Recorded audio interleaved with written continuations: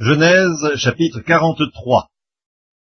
La famine s'appesantissait sur le pays.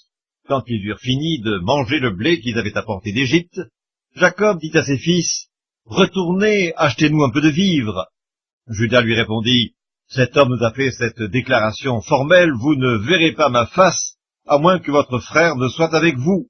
Si donc tu veux envoyer notre frère avec nous, nous descendrons et nous t'achèterons des vivres, mais si tu ne veux pas l'envoyer, nous ne descendrons point, car cet homme nous a dit, vous ne verrez pas ma face, à moins que votre frère ne soit avec vous. » Israël dit alors, « Pourquoi avez-vous mal agi à mon égard en disant à cet homme que vous aviez encore un frère ?»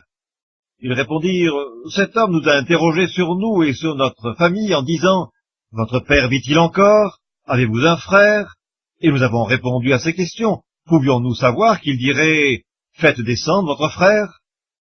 Juda dit à Israël, son père, « Laisse venir l'enfant avec moi, afin que nous nous levions et que nous partions, et nous vivrons et nous ne mourrons pas, nous, toi et nos enfants. » Je réponds de lui, « Tu le redemanderas de ma main.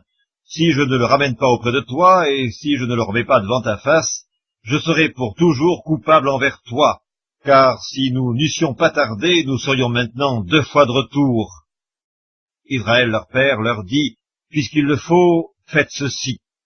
Prenez dans vos sacs des meilleures productions du pays pour en porter un présent à cet homme, un peu de baume et un peu de miel, des aromates, de la myrrhe, des pistaches et des amandes. Prenez avec vous de l'argent au double et remportez l'argent qu'on avait mis à l'entrée de vos sacs. Peut-être était-ce une erreur. Prenez votre frère et levez-vous, retournez vers cet homme.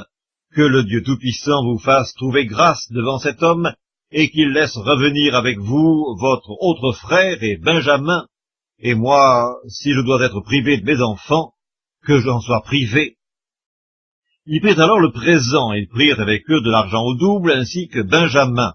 Ils se levèrent, descendirent en Égypte, et se présentèrent devant Joseph. Dès que Joseph vit avec Benjamin, il dit à son intendant, « Fais entrer ces gens dans la maison, tue et apprête, car ces gens mangeront avec moi à midi. » Cet homme fit ce que Joseph avait ordonné, et il conduisit ces gens dans la maison de Joseph. Ils eurent peur lorsqu'ils furent conduits à la maison de Joseph, et ils dirent, « C'est à cause de l'argent remis l'autre jour dans nos sacs qu'on nous emmène, c'est pour se jeter sur nous, se précipiter sur nous, c'est pour nous prendre comme esclaves et s'emparer de nos ânes. » Ils s'approchèrent de l'intendant de la maison de Joseph et lui adressèrent la parole à l'entrée de la maison.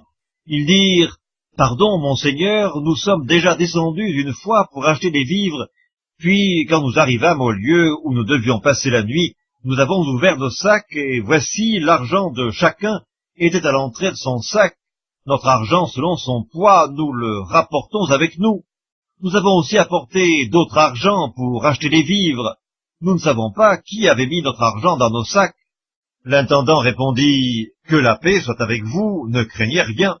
C'est votre Dieu, le Dieu de votre père, qui vous a donné un trésor dans vos sacs. Votre argent m'est bien parvenu. » Et il leur amena Siméon. Cet homme les fit entrer dans la maison de Joseph. Il leur donna de l'eau, ils se lavèrent les pieds. Il donna aussi du fourrage à leurs ânes. Ils préparèrent leurs présents en attendant que Joseph vînt à midi, car on les avait informés qu'il mangerait chez lui. Quand Joseph fut arrivé à la maison, ils lui offrirent le présent qu'ils avaient apporté, et ils se prosternèrent en terre devant lui. Il leur demanda comment il se portait, et il dit, « Votre vieux père, dont vous avez parlé, est-il en bonne santé? Vit-il encore ?» Ils répondirent, « Ton serviteur, notre père, est en bonne santé, il vit encore. » Et ils s'inclinèrent et se prosternèrent. Joseph leva les yeux et, jetant un regard sur Benjamin, son frère, fils de sa mère, il dit, « Est-ce là votre jeune frère dont vous m'avez parlé ?» Et il ajouta, « Dieu te fasse miséricorde, mon fils. » Ses entrailles étaient émues pour son frère, et il avait besoin de pleurer. Il entra précipitamment dans une chambre, et il y pleura. Après s'être lavé le visage, il en sortit, et faisant des efforts pour se contenir, il dit, « Servez à manger. » On servit Joseph à part, et ses frères à part. Les Égyptiens qui mangeaient avec lui furent aussi servis à part, car les Égyptiens ne pouvaient pas manger avec les Hébreux parce que c'est à leurs yeux une abomination. Les frères de Joseph s'assirent en sa présence, le premier-né selon son droit d'aînesse, et le plus jeune selon son âge. Et ils se regardaient les uns les autres avec étonnement. Joseph leur fit porter des mets qui étaient devant lui, et Benjamin en eut 5 fois plus que les autres. Ils burent et s'égayèrent avec lui.